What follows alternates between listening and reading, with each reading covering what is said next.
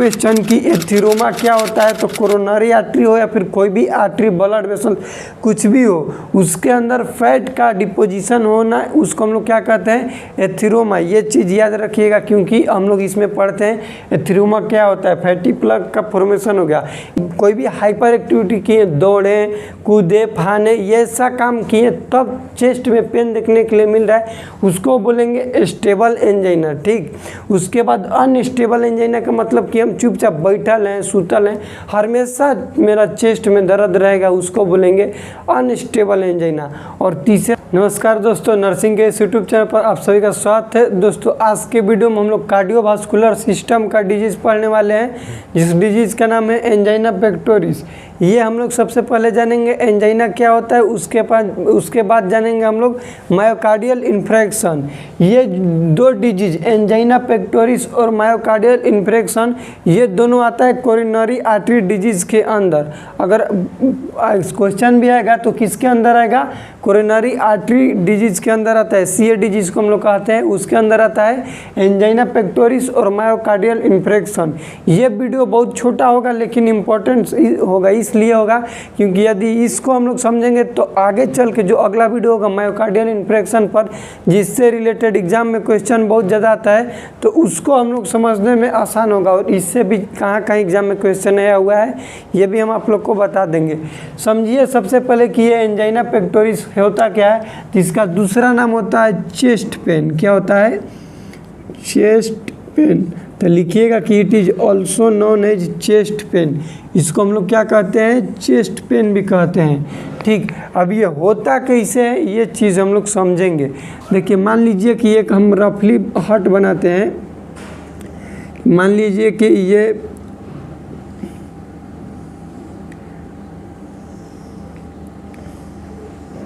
रफली बना रहे हैं हार्ट,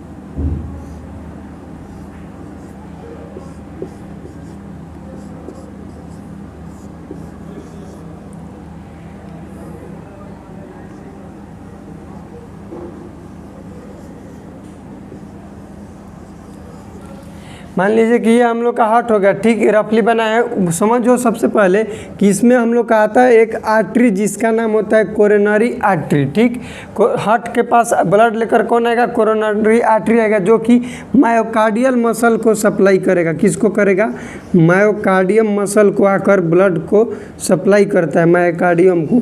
तो ये क्या है, ये जो डिजीज है एंजाइना पेक्टोरिस, ये है कोरोनरी आर्टरी का रोग। किसका है, कोरोनरी आर्टरी का। ये मान लो कोरोनरी आर्टरी हो गया तो उसके अंदर क्या होगा, फैट का प्लेग बनेगा, ऐसे ऐसे प्लेग बनेगा। प्लेग मतलब धीरे धीरे वहाँ पर कोलेस्ट्रॉल का जमा हो जाएगा। कोलेस्ट्रॉल जम गया तो समझो कि इसमें ब्लड फ्लो जितना बढ़िया इसमें करेगा बिना कोई भी रुकावट के, उतना बढ़िया इसमें नहीं करेगा, क्योंकि यहाँ पर आगे जाएगा तो यहाँ पर फैट बन गया है, यहाँ पर भी फैट बन गया, तो आगे अब जितना जगह बचा है नैरो उतना में ही जाएगा। तो यही होता है कि ये जो बन गया फैट प्लेग, इसको बोलेंगे फैटी प्लेग। क्या बोलेंगे, फैटी प्लेग। ये जो फैटी प्लेग बन गया, इसके कारण से हार्ट के मसल को ब्लड सप्लाई नहीं हो पाएगा, उसके बढ़िया से ऑक्सीजन के जो ज़रूरत है वो नहीं मिल पाएगा, तो हाइपोक्सिया कंडीशन दिखाएगा, और जिसके चलते लैक्टिक एसिड का फॉर्मेशन होगा और चेस्ट पेन देखने के लिए मिलेगा, जो हम लोग के जानेंगे इसका पैथोफिजियोलॉजी में। अभी हम लोग जान रहे हैं कि यहाँ पर कोरोनरी आर्टरी में क्या हो रहा है, फैटी प्लेग बन रहा है। तो इसका डिफिनेशन लिखिएगा कि it is a disease, it is a disease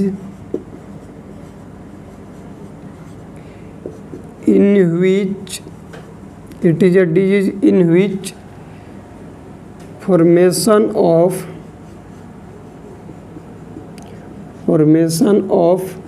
fatty plug fatty plug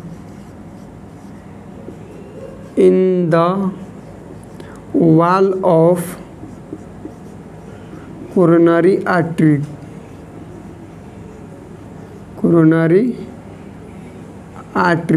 coronary artery के वाल पर क्या हो जाएगा, फैटी प्लग जम जाएगा, उसी को हम लोग क्या कह देंगे, चेस्ट पे एंजाइना, जैसे इसको फैटी प्लग कहेंगे। ठीक, अब समझो इसका कि पैथोफिजियोलॉजी क्या है, मतलब कि ये जमने का फैटी प्लग क्या कारण है और जम जाता है तो चेस्ट पेन किस तरह से देखने के लिए मिलता है।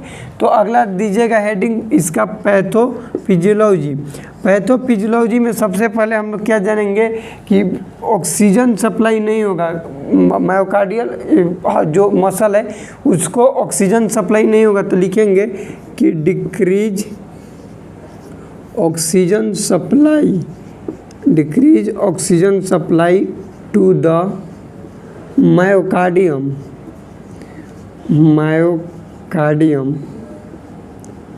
ऑक्सीजन सप्लाई डिक्रीज हो गया। ठीक, क्यों होगा, तो यहाँ पर क्वेश्चन में लिखिएगा due to formation of fatty plug. और इस हम फैटी प्लग को दूसरा नाम से भी जानते हैं जिसको कहते हैं एथीरोमा। अगर कहीं पर आ जाए क्वेश्चन कि एथीरोमा क्या होता है, तो कोरोनरी आर्टरी हो या फिर कोई भी आर्टरी, ब्लड वेसल कुछ भी हो, उसके अंदर फैट का डिपोजिशन होना, उसको हम लोग क्या कहते हैं, एथीरोमा। ये चीज़ याद रखिएगा क्योंकि हम लोग इसमें पढ़ते हैं एथीरोमा क्या होता है, फैटी प्लग का फॉर्मेशन हो गया। इसके चलते क्या होगा, अगला में लिखिएगा कि ये तो हो गया क्या चीज़, decrease oxygen supply to the myocardial muscle. उसके चलते क्या होगा, अगला में लिखिएगा कि imbalance between oxygen supply and demand of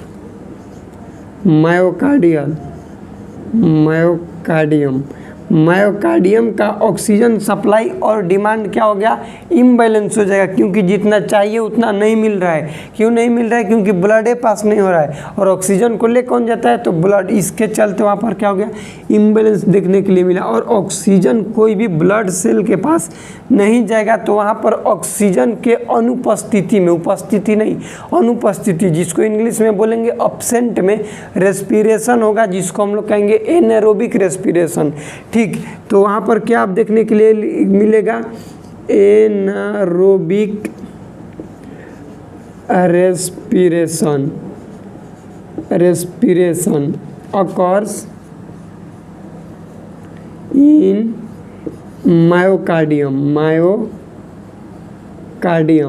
myocardium में ऑक्सीजन का अनुपस्थिति में, अब्सेंट में क्या देखने के लिए मिलेगा, एनारोबिक रेस्पिरेशन। मतलब कि ऑक्सीजन नहीं है फिर भी वहाँ पर रेस्पिरेशन हो रहा है ऑक्सीजन के अब्सेंटी में, उसको हम लोग कहते हैं एनारोबिक रेस्पिरेशन। और जब भी किसी भी बॉडी के पार्ट में एनारोबिक रेस्पिरेशन होगा तो वहाँ पर लैक्टिक एसिड का फॉर्मेशन होगा। किसका होगा, लैक्टिक एसिड क्या होगा, फॉर्मेशन होगा, लैक्टिक एसिड का होगा फॉर्मेशन। और यही लैक्टिक एसिड कराएगा चेस्ट पेन, जिसको हम लोग क्या कह दिए, एंजाइना। इसको याद रखिएगा, लैक्टिक एसिड का फॉर्मेशन होगा वो कराएगा एंजाइना। हम लोग समझते हैं अब इसका, ये तो लिख लिए, पैथोफिजियोलॉजी को समझते हैं। सबसे पहले पैथोफिजियोलॉजी में क्या होगा कि फैट प्लग बन गया, जिसके कारण से बहुत ज़्यादा जितना चाहिए उतना हम लोग के हार्ट मसल को ब्लड सप्लाई नहीं मिल पाएगा। और ब्लड सप्लाई हार्ट मसल को इनफ नहीं मिलने के कारण, क्योंकि ब्लड ही ऑक्सीजन को कैरी करता है, ब्लड ही नहीं जाएगा तो ऑक्सीजन नहीं जाएगा, तो क्या होगा, ऑक्सीजन ऑक्सीजन सप्लाई डिक्रीज होगा। क्यों डिक्रीज होगा? क्योंकि फैटी प्लग बन गया। नंबर 1 हो गया इसका पैथोफिजियोलॉजी। नंबर 2 में क्या होगा कि जितना चाहिए इम्बैलेंस हो गया ना भैया, जितना चाहिए उतना तो मिल नहीं रहा है, तो इम्बैलेंस हो गया किसमें? ऑक्सीजन सप्लाई और ऑक्सीजन डिमांड। सप्लाई मतलब ये तो कम जा रहा है और डिमांड उधर बढ़ा हुआ है। तो यहाँ पर अगला इसी में पॉइंट जोड़ना चाहेंगे 2 नंबर में, तो जोड़ सकते हैं कि लिखे ना imbalance between oxygen supply and demand. तो यहाँ पर लिख लीजिएगा क्वेश्चन में ऑक्सीजन सप्लाई क्या हो रहा है? डिक्रीज हो रहा है, जबकि डिमांड इंक्रीज हो रहा है। ऑक्सीजन सप्लाई के क्वेश्चन में लिखिएगा डिक्रीज हो रहा है और डिमांड बढ़ रहा है। उसके बाद क्या है कि ऑक्सीजन सप्लाई किसी भी बॉडी के पार्ट को नहीं होगा तो वहाँ पर एनारोबिक रेस्पिरेशन देखने के लिए मिलेगा। यानी कि ऑक्सीजन के एब्सेंट में जो भी रेस्पिरेशन होता है उसको कहते हैं एनारोबिक रेस्पिरेशन, ये देखने के लिए मिला। और जहाँ पर भी एनारोबिक रेस्पिरेशन देखने के लिए मिलेगा वहाँ पर लैक्टिक एसिड का फॉर्मेशन होगा। तो देखिए हम लोग जान रहे थे यहाँ पर लैक्टिक एसिड के बारे में, जहाँ पर भी बॉडी में एनारोबिक रेस्पिरेशन होगा वहाँ पर लैक्टिक एसिड का फॉर्मेशन होगा और ये लैक्टिक एसिड ही हम लोग के चेस्ट में पेन कराएगा। इसी को बोल दिए एंजाइना। ये हो गया पैथोफिजियोलॉजी। अब जानेंगे इसका साइन एंड सिम्टम्स की। यदि कोई पेशेंट है जिसको, सबसे पहले इसका क्लासिफिकेशन जान लेते हैं कि कितने टाइप्स का होता है, उसके बाद साइन एंड सिम्टम्स बताएंगे तो अच्छा रहेगा। तो इसको स्क्रीनशॉट लेना चाहेंगे तो ले लीजिएगा। इसका हम लोग जानेंगे अब टाइप्स की, एंजाइना कितने प्रकार के होते हैं।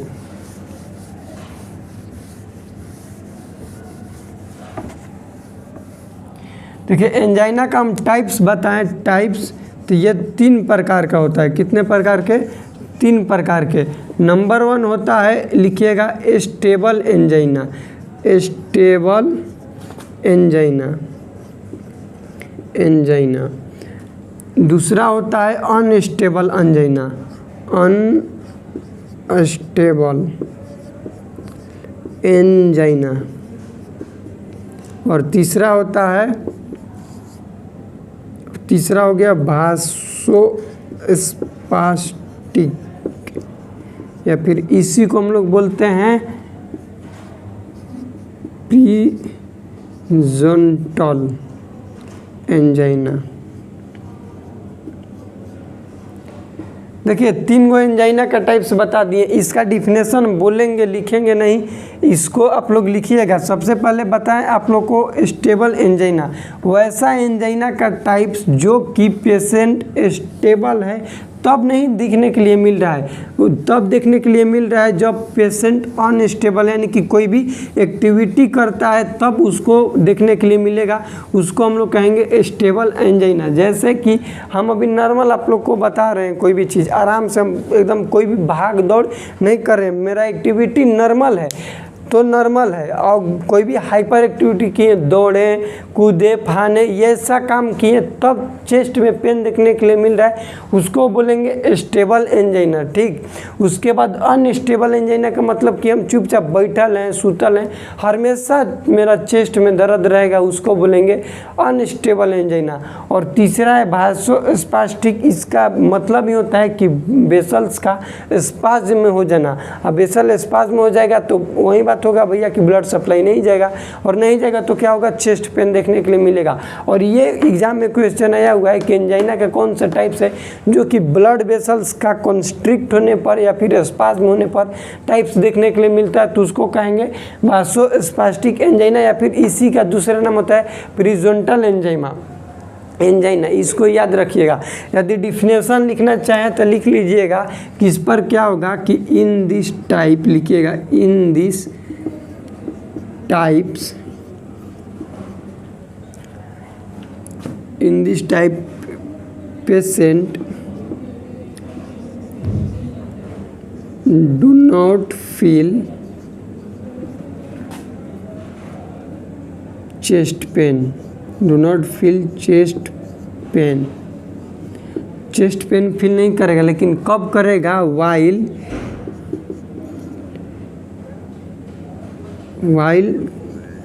डेली एक्टिविटी इंक्रीज इंक्रीज होगा। और ये रिलीफ कैसे होगा भैया, तो मेडिसिन देंगे। कौन सा मेडिसिन होगा, तो नाइट्रोग्लिसरीन, NTG जिसको हम लोग कहते हैं, इसका मैनेजमेंट में हम लोग पढ़ेंगे। ठीक, इसको हम लोग कहते हैं नाइट्रोग्लिसरीन,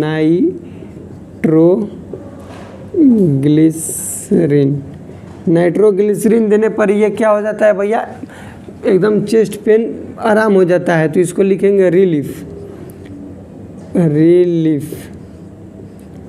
नाइट्रोग्लिसरीन देने से रिलीफ हो जाएगा, उसको बोल देंगे स्टेबल एंजाइना। अनस्टेबल में क्या होगा कि भैया बिना मान मतलब का हमेशा दर्द देते रहेगा, उसको बोल देंगे अनस्टेबल एंजाइना। अब वासोस्पास्टिक को लिख लीजिएगा इसको। ये कब होगा कि व्हेन ब्लड वेसल्स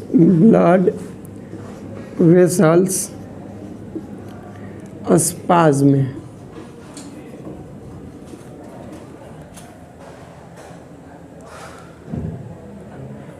देखिए व्हेन ब्लड वेसल्स स्पाज्म में यदि कोई भी ब्लड वेसल सिकुड़ जाएगा, जिसके चलते एंजाइना पेक्टोरिस चेस्ट पेन देखने के लिए मिलेगा, उसको हम लोग कहेंगे वासोस्पास्टिक एंजाइना। ठीक, ये हो गया 3 गो टाइप्स। अब इसका जानेंगे हम लोग साइन एंड सिम्टम्स कि यदि कोई पेशेंट है एंजाइना वाला तो क्या देखने के लिए मिलेगा। तो एंजाइना का मतलब ही होता है चेस्ट पेन। तो लिखिएगा सबसे पहले क्या होगा, चेस्ट पेन होगा। उसके बाद चेस्ट हैवीनेस, क्या होगा, चेस्ट हैवीनेस मतलब ऐसा लगेगा जैसे उसके चेस्ट पर भारी पत्थर रख दिया गया हो, इस तरह के लगेगा, उसको बोलेंगे चेस्ट हैवीनेस। उसके बाद क्या होगा, डिस्निया ऑन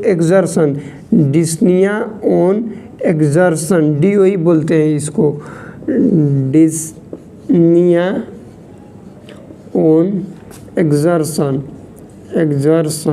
अब ये क्या होता है डिस्निया ऑन एक्सर्शन, तो नॉर्मल हम है तो नॉर्मल है, जैसे पेशेंट चलने लगा या ये डिस्निया ऑन एक्सर्शन का मतलब ही होता है कि patient walking time, running time उसको डिफ़िकल्टी होगा ब्रीदिंग में, उसको बोलते हैं डिस्निया ऑन एक्सर्शन। मतलब कि कोई भी एक्टिविटी करने में, उसको ब्रीथिंग करने में क्या, इसको यदि आप लोग डिफिनेशन लिखेंगे तो क्या लिखेंगे कि ड्यूरिंग एक्टिविटी डिफ़िकल्टी इन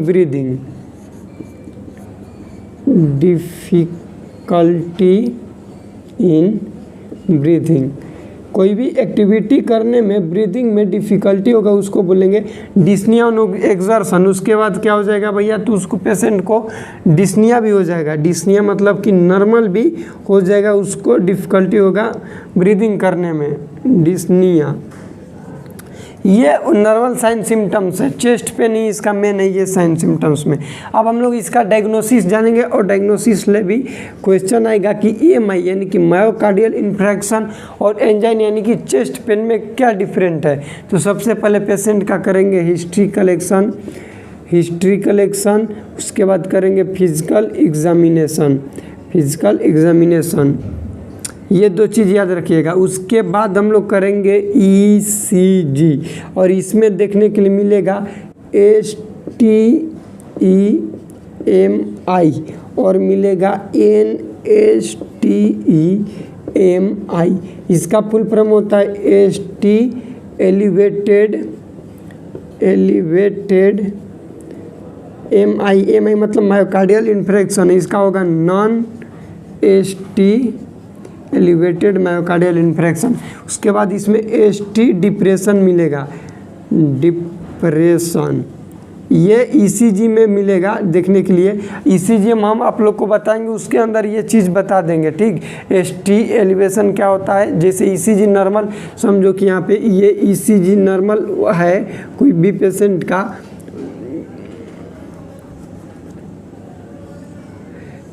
देखो ये हो गया Q, सबसे पहले होगा PQRS, हाँ S के बाद यहाँ पर क्या आएगा, T आएगा। ठीक, तो यहाँ पर एलिवेटेड कहने का मतलब कि ये ऐसे बनेगा, इसको हम लोग क्या कहेंगे, ST एलिवेटेड। इसके बीच में या तो ST एलिवेटेड होगा या फिर ST डिप्रेशन होगा, डिप्रेशन के मतलब नीचे की ओर जाएगा, उसको बोल देंगे ST डिप्रेशन। ठीक, ये होगा हम लोग के डायग्नोसिस में। उसके बाद आता है कार्डियक बायोमार्कर, यहीं पर लिखिएगा डायग्नोसिस में ही इसका cardiac biomarker marker. Cardiac biomarker 4 होता है। एक होता है मायोग्लोबुलिन, उसके बाद होता है CPKMB,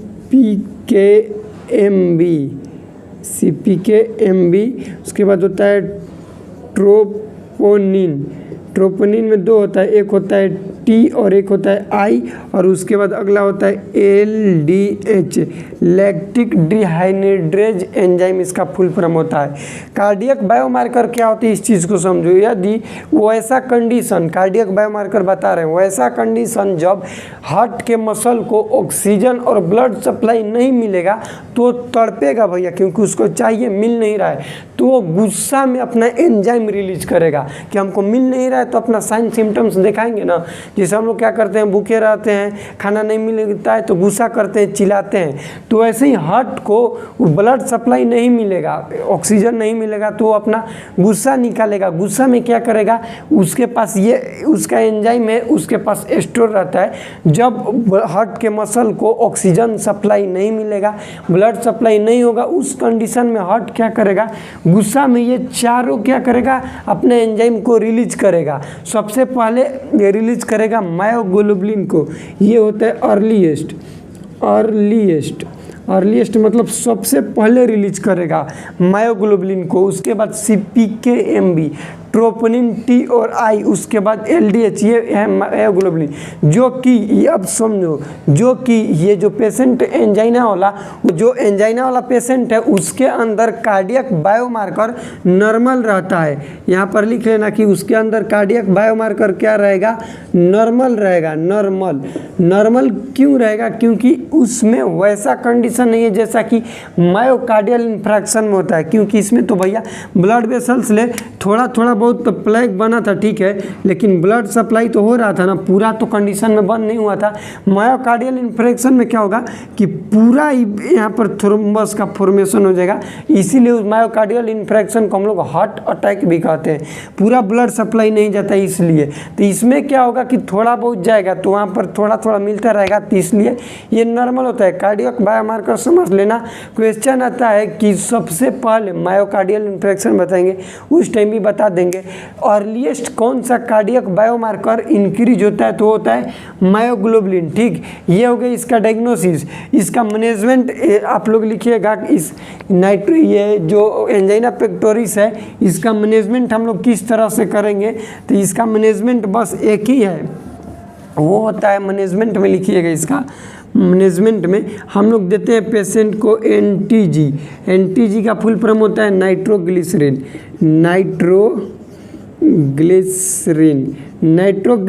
क्या है, तो ये